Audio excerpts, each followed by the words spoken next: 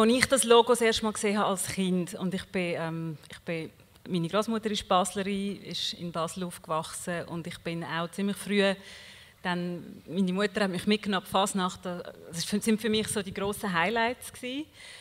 Und als ich dann das als Kind mal gesehen habe, ich weiß nicht, wie alt ich war, aber mir hat das ziemlich etwas abgeschnürt, weil ich die Darstellungen gekannt habe aus Kinderliedern, aus Darstellungen in Kinderbüchern.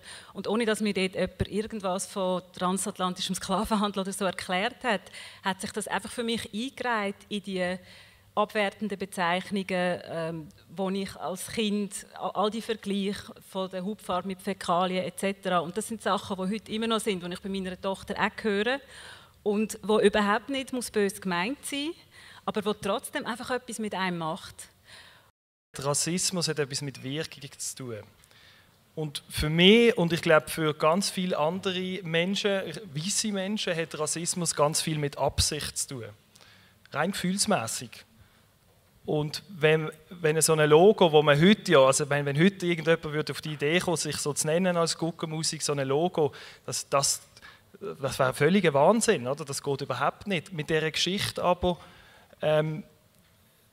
kommt man dann vielleicht dazu und sagt, also ich zumindest finde Rassismus einen sehr schwerwiegenden Vorwurf und ich würde das Logo dann vielleicht eher als nicht mehr zeitgemäß oder geschmacklos bezeichnen. An diesem Logo wird ein Stellvertreterkrieg geführt. Das Logo ist, wie Sie sagen, per se natürlich problematisch, aber viel wichtiger ist das, was andere gesagt haben, nämlich der Alltag. Und es irritiert mich ein bisschen, dass man jetzt die Logodiskussion so eng fokussiert auf das führt.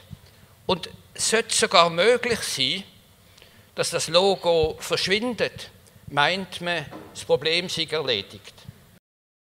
Fasnacht, das ist wie ein Mikrokosmos, ein System. Und wenn dann von außen kommt Angriff, Rassismus, dann ist natürlich die erste Reaktion von so einem System Rückzug, Verteidigung, bevor man dann überhaupt einmal dazu kommt, sich Gedanken zu machen, zu reflektieren, warum kommt da jemand und sagt Rassismus? Also auch die Medien haben eine Verantwortung. Wer schafft denn in diesen verschiedenen Redaktionen? Welche Themen werden denn dort aufgegriffen? Welche Massnahmen gibt es, damit man Diskriminierung verbietet? Warum wird ein Thema, wenn es um Rassismus geht, aufgegriffen mit der Leitfrage, ist das rassistisch oder ist das nicht rassistisch? Sondern die Frage, wer ist mit dem verletzt worden und warum? Und hat das etwas Strukturelles oder nicht? Das ist nicht eine Meinungsfrage, sondern das kann man tatsächlich überprüfen. Ich glaube, was es braucht, ist Kontext. Ich glaube, das Verbieten wäre sicher falsch. Was interessant war, ist, dass Disney zum Beispiel in den 30er und 20er relativ rassistische Filme gemacht hat. Oder auch ein bisschen später. Und das eine heißt Song of the South. Und anstatt das einfach zu löschen, haben sie das immer noch erhältlich.